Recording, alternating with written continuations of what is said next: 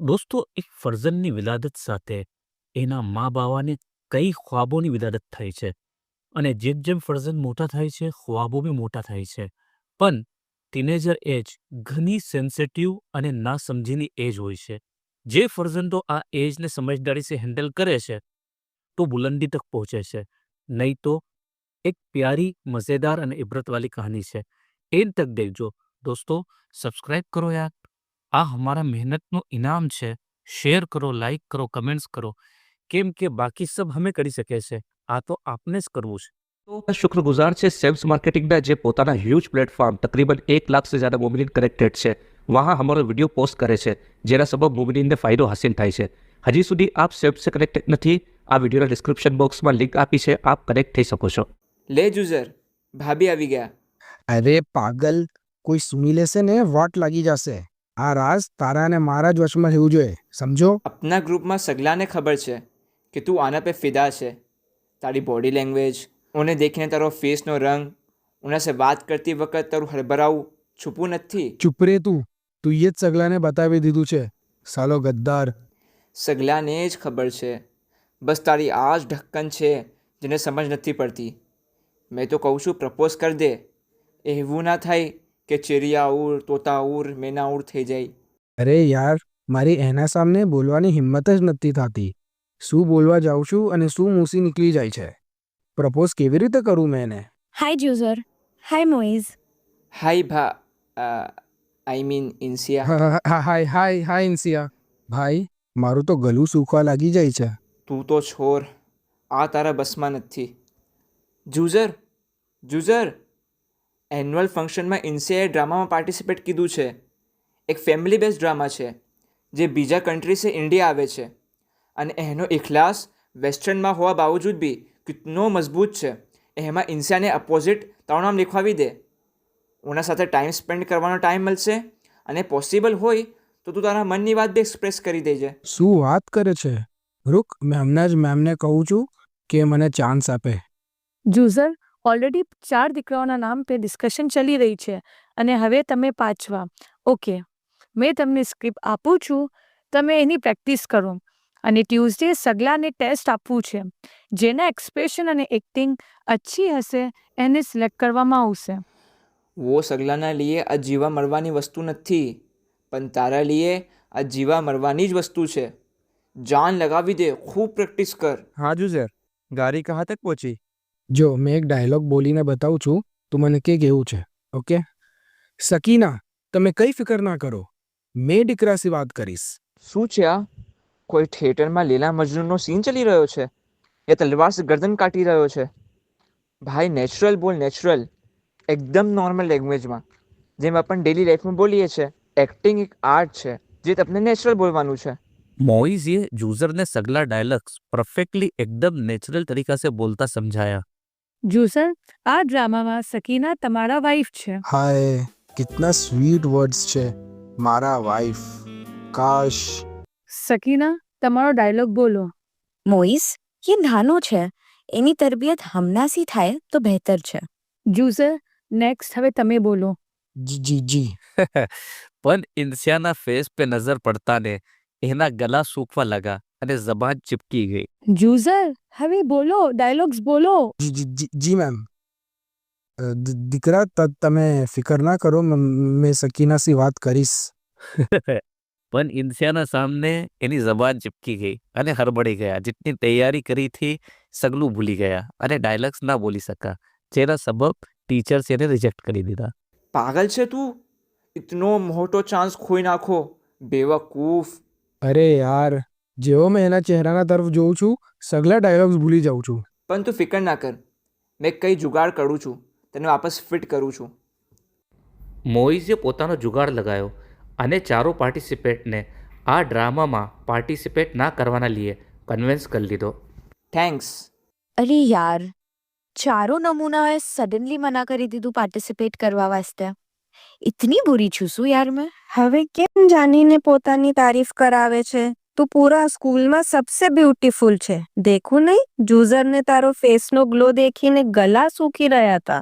તારી skin glow, તારા silky hair भाई हमने भी बताओ तेरी खूबसूरतीનો રાઝ. અરે રાસ તો કંઈ નથી.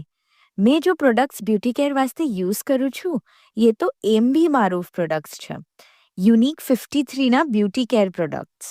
મુમીનાથ બહેનનું મેન્યુફેક્ચર છે. પ્યોર, હલાલ અને કોઈ હાર્મફુલ એલિમેન્ટ્સ નથી. તહારત મેન્ટેન કરે છે. આ જે યુનિક 53નો આવકાડો ગોલ્ડ નાઇટ ક્રીમ છે આ બેસ્ટ છે સ્કિન વાસ્તે. પિમ્પલ્સ હોય, બ્લેક સ્પોટ્સ હોય, કઈ બી સ્કિન ઇશ્યુ હોય, 15 ડેઝમાં રિઝલ્ટ્સ નજર આવે છે. અને આ બ્લેક જડીબુટી હેર ઓઇલ હેરના હર પ્રોબ્લેમનો બેસ્ટ સોલ્યુશન છે. અને સાથે એગ શેમ્પૂ બી યુઝ કરું છું. એ બી એકદમ બેસ્ટ છે હેરફોલ કંટ્રોલ વાસ્તે. તો મારા જેમ સ્કિન અને હેર જોઈએ તો યુનિક 53ને અપ્લાય કર. અરે વાહ, મેં આજે જ ઓર્ડર કરું છું. બહેનો, આપને બી પોતાની ચમક બનાવવું છે અને પોતાના સર્કલમાં અલગ નજર આવવું છે તો આજે જ યુનિક 53 ઓર્ડર કરીએ. મોઈઝ, હમણાં ટીચરનો કોલ હતો. મને પ્રેક્ટિસ કરવાનું કહ્યું છે અને હમને બેવેને ક્લાસ ના એટેન્ડ કરીને 8 કલાક પ્રેક્ટિસ કરવાનું કહ્યું છે. વાવ, ફૂલ ટાઈમ છે તારા પાસે દિલની વાત કહેવાની. જા સિમરન, જી લે આપની જિંદગી. અબે તું એવી રીતે હકલાશે તો ટમાટર પડશે. તું કોઈ ડરનો એસઆરકે થોડી ના છે. તું બીજા ડાયલોગ્સ તો પરફેક્ટલી બોલે છે પણ અપના બેવેના વચના ડાયલોગ્સમાં કેમ હકલાઈ છે? તું એક કામ કર, મારા સામને દેખીને ડાયલોગ્સ બોલ, કોન્ફિડન્સ આવશે. અરે આજ તો મુસીબત છે. હે જેવો એના ચહેરા તરફ જોઈશ પાછો સગલું ભૂલી જઈશ. બે યાર. આવી ગયા દીકરા, તમારે લે દૂધ મૂકું છે, પી લો. દિનભર પઢાઈ કરો છો, દૂધ છે તાકાત મળશે. અરે મમ્મી, આપની તબિયત તો ખરાબ છે તો બી આપ પાછા મશીન પર કપડાં સીવા બેઠી ગયા. દીકરા, તું જલ્દી ડૉક્ટર બની જા, ફિર મેં તારા સાથે ઓપરેશન થિયેટરમાં પેશન્ટના પેટ સીવીશ. દીકરા, મારું એક જ સપનું છે, તમને વહાં ઊંચાઈ પે દેખો. તમારા અબ્બાના ગુજરવા બાદ એક જ ખ્વાબ આંખોમાં લઈને સગલાના કપડાઓ સીલીને સગલાના ઘરનું જમણ રોટી બનાવીને મહેનત કીધી છે કે તમે કંઈ બની જાઓ. જે દિવસ તમે ડૉક્ટર બની ગયા वो દિવસ મેં આરામ સે બહાર બરાંદામાં કુર્સી લગાવીને બેઠીશ. દીકરા, ખૂબ મહેનત કરજો. જી અમ્મી. ઘણું ફાઇન, તું તો ફાલ્કે એવોર્ડ જીતી જશે. બસ હવે આ પ્રોગ્રામ પરફેક્ટલી થઈ જાય. વાવ, अपना प्रोग्रामની હર કોઈએ તારીફ કીધી છે. જનાબ भी ઘણા ખુશ થા, મજા આવી ગયા. દેખ સુન, તારા પાસે આખરી ચાન્સ છે. ડ્રામા બાદ તને એવો ચાન્સ નહીં મિલે. મને તારા દિલની વાત બતાવી દેજે.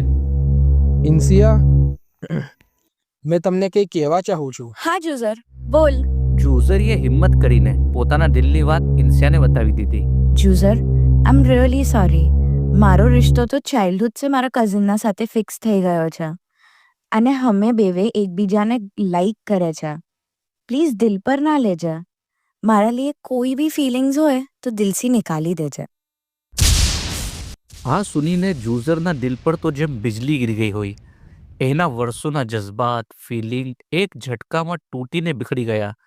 એમ કહો તો મુનાસિબ કે એનું દિલ ચૂર ચૂર થઈ ગયું.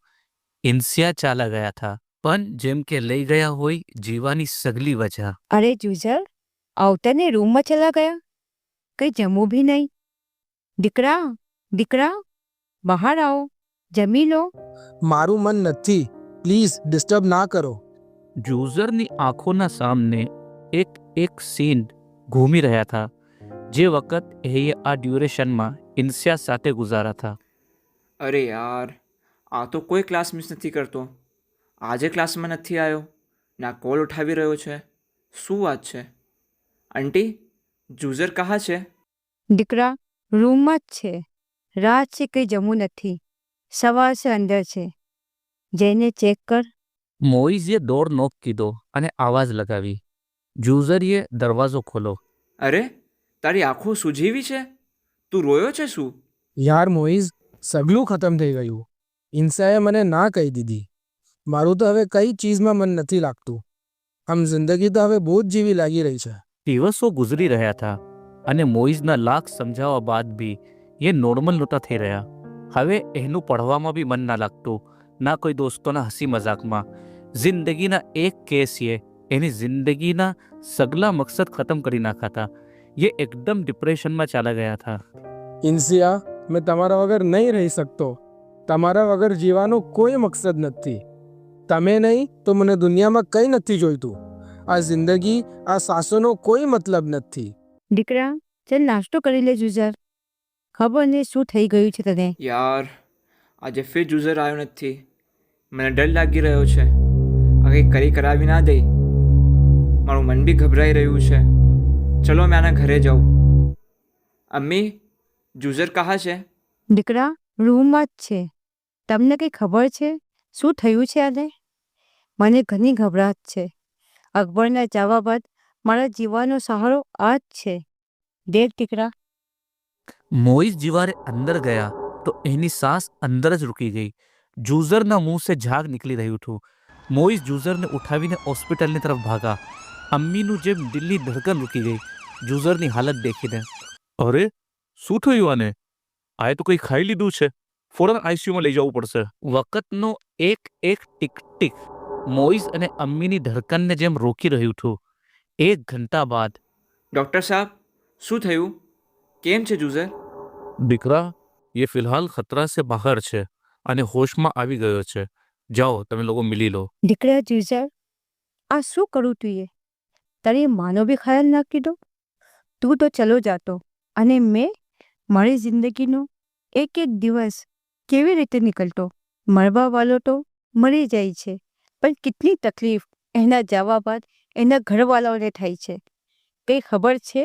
ના, બલ્કि એનાથી જ્યાદા તકલીફ મળવા વાળાઓને થાય છે અને ઘણી જ સખત થાય છે.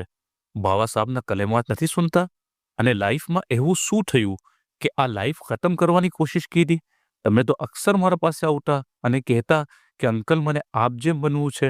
અને આ અમન, અફસોસ. અંકલ, ઇન્સિયાના મને ખબર છે દીકરા, મોઇઝે સગલું બતાવી દીધું. જો તમારા સાથે ગુજરું, આ દુનિયામાં 99% લોકો पे ગુજરે છે.